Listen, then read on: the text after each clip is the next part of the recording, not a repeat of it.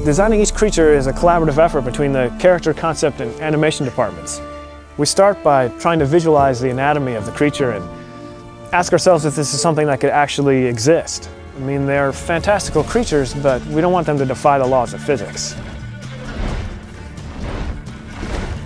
In order to become the best monster hunter, you must first learn how to understand your foes. Books and essays usually give you the information you need, where they can be found, their attack pattern, and what they fear.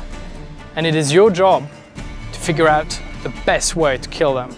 Geralt has a lot of tools available at his disposal for fighting enemies in The Witcher 3.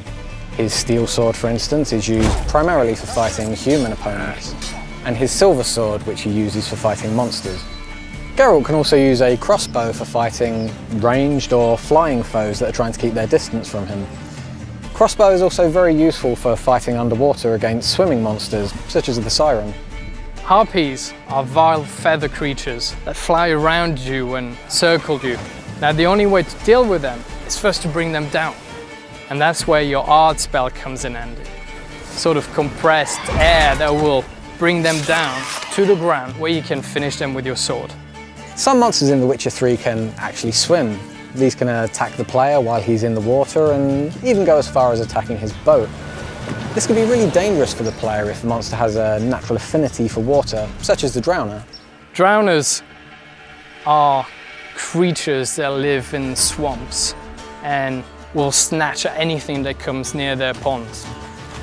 And these particular creatures absolutely hate fire and they fear it. And that's where your Igni spell, a flame that bursts out of your hand, comes in handy. And that is the best way to kill them. With the werewolf, a bomb filled with silver powder will take away his regenerative abilities. This will make it much easier for the player to defeat him after. The player can use weapon oils to coat his weapons that will make them do enhanced damage against specific enemy types. The real trick to using this, though, is to know when and where to use them, and that judgment is left up to the player based on his surrounding environment, the weather, and even territorial marks that other monsters may have left in the area. So we've created this complex behavior system in the game that actually allows these creatures to live in the world that they inhabit. They're never just going to spawn in front of you artificially, and they don't just interact with the player. They interact with each other and with NPCs.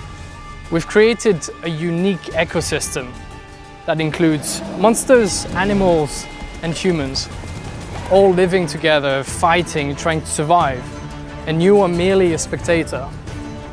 Now it is your choice to interfere with whatever is happening in front of you. But don't forget, every action you take in The Witcher has its own consequences.